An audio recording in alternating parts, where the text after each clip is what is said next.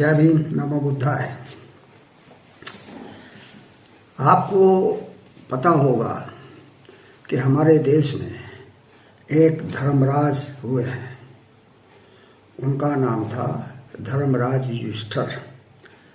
तो ये महाभारत की जो कथा है उसमें ये एक किरदार है धर्मराज युधिष्ठिर। अब कहने को तो इनको धर्मराज कहा जाता है, लेकिन ये पता नहीं है कि ऐसा क्यों कहा जाता है, क्योंकि उनके पूरे करैक्टर में ऐसी कोई बात नहीं आई है जिससे पता चले कि वो वास्तव में धर्म का पालन करने वाले थे या धर्म का पालन करवाने वाले थे।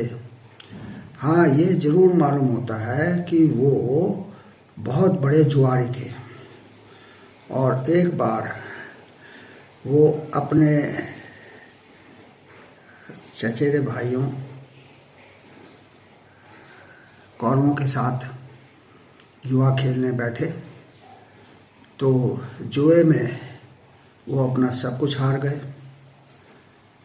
यहाँ तक के कि जो उन्होंने जेवरात पहन रखे थे वो भी हार गए। फिर उन्होंने अपनी पत्नी पांचाली यानी द्रौपदी को दांव पर लगाया, उसे भी हार गए। और फिर उन्होंने अपने आप को दांव पर लगाया, अपने चारों भाइयों को भी दांव पर लगाया। 5 पांडव थे तो 5 को दांव पर लगाया, लेकिन उसमें भी हार गए। तो ये जो है इस तरह से जुआ खेलने वाला जुआरी जो अपनी पत्नी को भी हार जाए, अपने भाइयों को भी हार जाए, उसको हमारे धार्मिक पुस्तकों में धर्मराज का दर्जा दिया गया है। तो अगर ऐसे धर्मराज हमारे पहले किरदार युधिष्ठिर थे, तो आज के युग में भी दोस्तों हमारे बीच एक धर्मराज हैं और उनका नाम है नरेंद्र मोदी। ये पूरी तरह से धर्मराज हैं, क्योंकि ये धर्म का पालन करते भी हैं और करवाते भी हैं। अब ये कैसे करते हैं कि ये हमेशा इनकी जो दिमाग की मशीन है उसमें चुनाव का चक्र चलता रहता है। कहाँ क्या चुनाव है, कहाँ कैसे उस चुनाव को जीतना है और कौन सा तरीका अपनाना है। इस तरह से वो हर चुनाव में दखल रखते हैं, हर चुनाव को जीतने का भरसक प्रयास करते नहीं हैं, बल्कि जीतते भी हैं एन केन प्रकार, चाहे जैसे भी क्यों ना हो।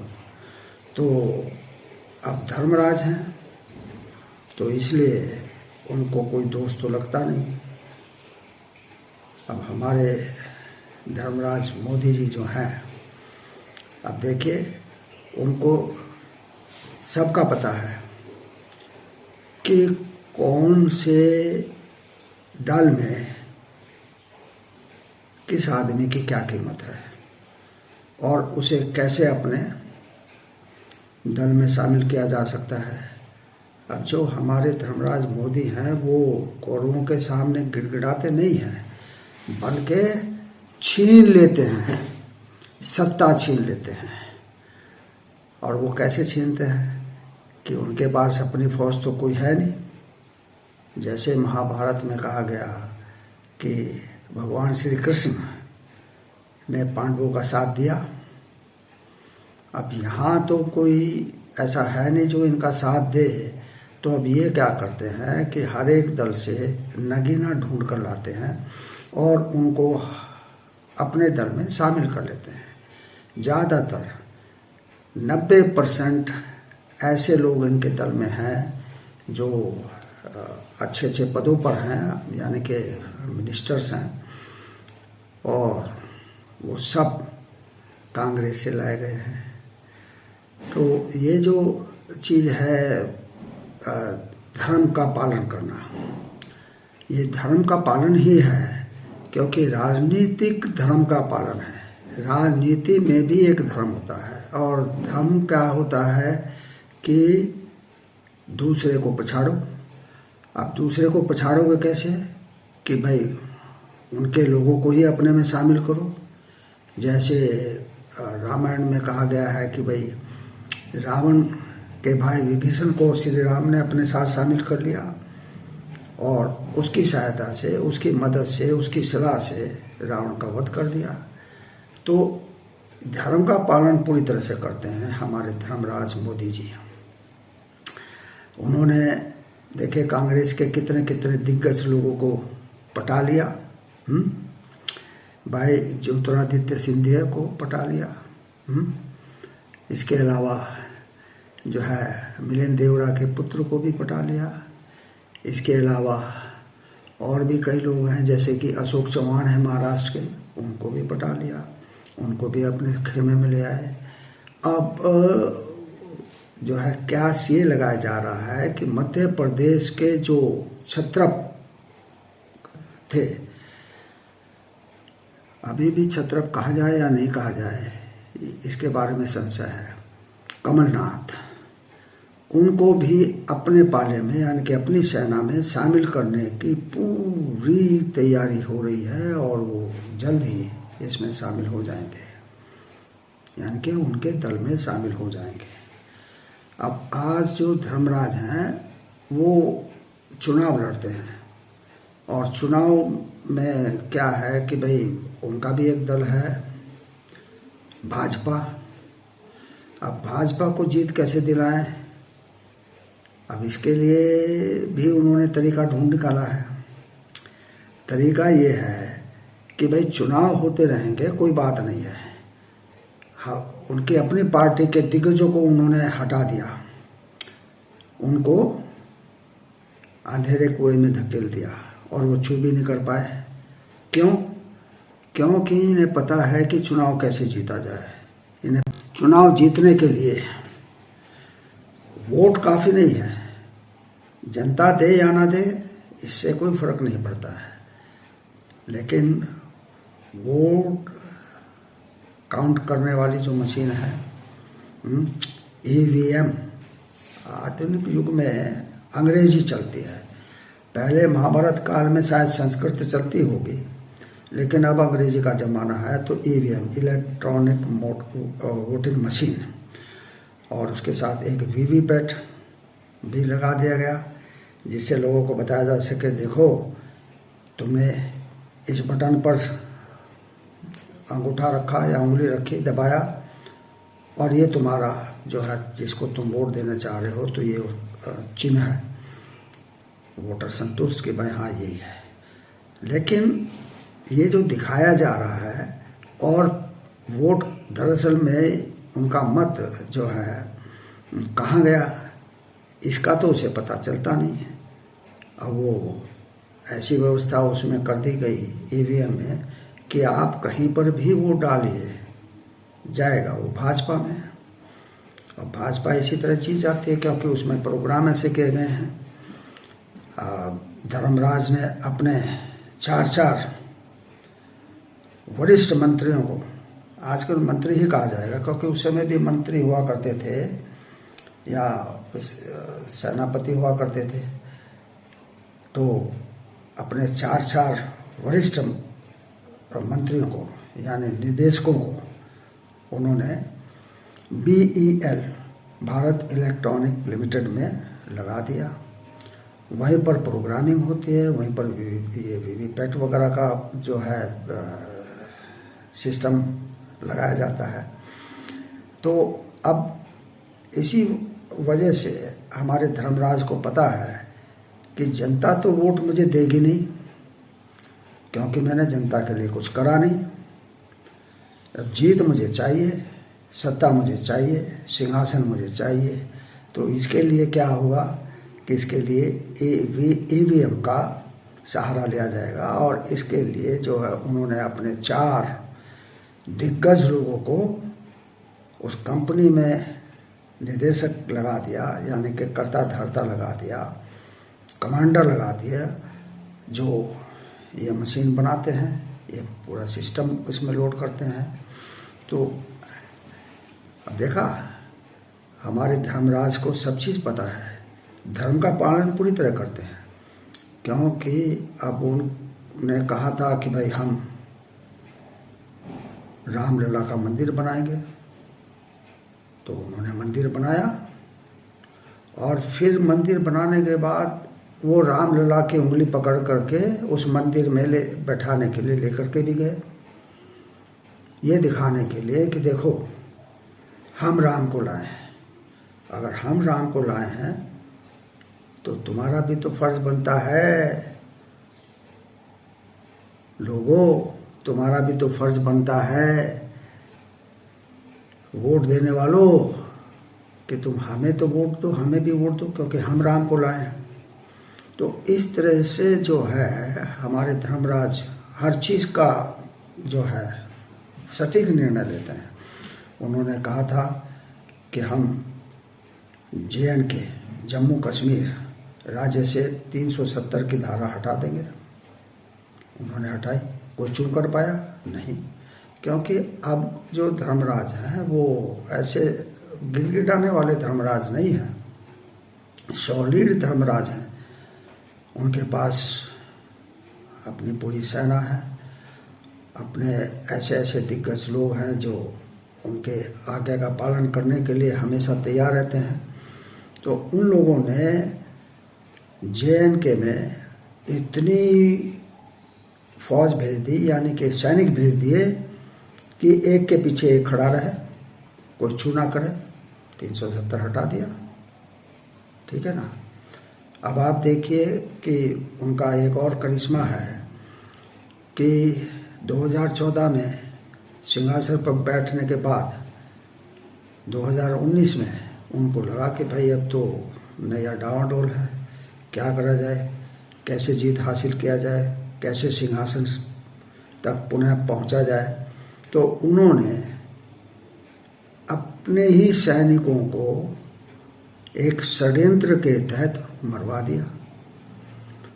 अब जब 40-41 लोग हमारे सैनिक मारे गए तो उन्होंने आवाज़ उठाई धर्मराज ने, अरे देश के लोगों, देश पर इतना बड़ा हमला हुआ, हमारे 41 सैनिक मारे गए, क्या तुम इन शहीद सैनिकों के लिए मुझे वोट नहीं दे सकते?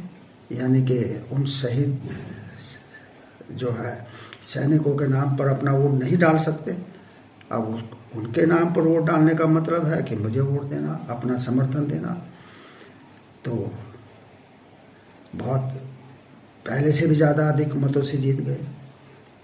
अब उन्हें पता है कि भाई 2024 का चुनाव है, मुझे पुनः सिंहासन पर बैठना है, तो उन्होंने पहले ही तय कर दिया, अपने जो है कमांडरों को बता दिया कि भाई हमारी पार्टी को 370 सीटें चाहिए और हमारे जो सहयोगी पार्टियां हैं उनको भी कम से कम 30-31 सीटें चाहिए। तो अब की बार 400 पार उन्होंने दे दिया निर्देश, आदेश कि 400 सीटें चाहिए। अब ये 400 सीटों का कैसे बंदोबस्त होगा? ये होगा EVM के द्वारा, क्योंकि जनता तो सब उनका जो विरोधी है, एक खास विरोधी है, जिससे धर्मराज को डर भी लगता है कि कहीं इसको ताकत ना मिल जाए। अगर ये ताकत इसको मिल गई तो फिर मेरा क्या होगा। एक फिल्म का डायलॉग है, तेरा क्या होगा रे कालिया। तो अब जनता तो उसके साथ है, जहाँ भी जा रहा है राहुल गांधी, जनता हजूम का हजूम उसके साथ जा रही है, उसके साथ बात कर रही है। EVM में ऐसी प्रोग्रामिंग करनी है कि हमारे दल को बहुमत मिले, अब की बार 400 पार। तो ये तुम्हारा काम है कि ये जो मैंने घोषणा किया है इसका पालन हो, और तब मैं सत्ता में आ जाऊंगा, सिंहासन मेरे को मिल जाएगा। तो हमारे जो धर्मराज हैं, धर्मनिष्ठ व्यक्ति हैं, धर्म का पालन करते भी हैं खुद और पालन कराते भी हैं। कोई नहीं करेगा तो उसको ज़बरदस्ती पालन कराया जाएगा। जैसे कि बंगाल में एक प्रथा थी पहले, जो बूढ़े निसहाय लोग थे और वो मर नहीं पाते थे, तो उनको गंगा जी में ले जा करके इतने गोते लगाए जाते थे और उनको बोला जाता हरि बोल हरि बोल हरि बोल। तो ये हरि बोल की प्रथा थी। तो उस प्रथा को पुनर्जीवित किया हमारे धर्मराज ने भारत देश में, और जो नहीं बोलता है उसको बुलवाते हैं अपने कमांडरों के द्वारा, ईडी के द्वारा, सीबीआई के द्वारा, इनकम टैक्स के द्वारा। अब देखिए, जो धूल विरोधी है और बहुत ताकतवर विरोधी है राहुल गांधी, उसको कैसे हराया जाए, इसके लिए उन्होंने संकेत किया इनकम टैक्स को, और इनकम टैक्स ने उनको 261 करोड़ का नोटिस दे दिया कि भाई ये आपको हमें देना है, क्योंकि आपने 5 साल पहले ये गलती करी थी और इसकी ये सज़ा होती है। खाता बंद कर दिया। अब बैंक चलते हैं ना, पहले तो बैंक नहीं थे धर्मराज युधिष्ठिर के समय पर, लेकिन अब बैंक हैं। तो अब खाता सील हो गया, तो वो क्या करेंगे, कहाँ जाएंगे, कैसे चुनाव लड़ेंगे? ये तो खैर एक सिस्टम है, ट्रिब्यूनल, उसमें गए कांग्रेस के लोग और उन्होंने उनको समय दे दिया कि भाई इतनी तारीख तक अपना मत, अपना विचार, अपना जो है आख्या प्रस्तुत करें, अपना जो है विचार प्रकट करें और अपना दिखाएं कि भाई हम आपको क्यों ना सजा दें, क्यों ना आप हमें 261 करोड़ देंगे, तो ये आप हमें बताएंगे। और ये ध्यान रहे कि आपके खाते में इतना पैसा हमेशा रहना चाहिए, इससे ऊपर अगर आपके पास है तो उसे खर्च करो, लेकिन ये नहीं खर्च कर सकते। तो इस तरह से जो है हमारे धर्मराज धर्म का पालन करना सिखा देते हैं। जो भी उनके विरोध में आता है, जो उनका कहना नहीं मानता है, जो उनकी सत्ता स्वीकार नहीं करता है, उसको फिर तो अब उसका क्या कहा जाए, भगवान ही मालिक है। क्यों? जब किसी पे विपदा होती है तो यही कहा जाता है कि भाई अब तो तेरा भगवान ही मालिक है। तो अब भगवान मालिक है या धर्मराज मालिक है, ये निर्णय जनता को करना चाहिए कि भाई अब हमें ऐसे धर्मराज के धार्मिक घुट्टी को पीना है या धर्मराज को विदा करना है, ताकि हम साधारण जल तो पी सकें, पानी तो पी सकें, नहीं तो वो भी पीने की मनाही हो जाएगी या आप पानी नहीं पी सकते। तो इसलिए अब ये जनता पर है, लोगों पर है कि वो क्या चाहते हैं, धर्मराज का शासन चाहते हैं या एक संविधान है देश में, है कॉन्स्टिट्यूशन इंग्लिश में कहते हैं, तो उसका शासन चाहते हैं। क्योंकि कॉन्स्टिट्यूशन में सब बराबर हैं, सबके हक हुकूक बराबर हैं, सबका एक हर एक चीज़, हर एक का एक लिमिट है, एक कानून है, उसका हर एक को पालन करना है। कोई धर्मराज हो या ना हो, पालन तो उसे भी करना है।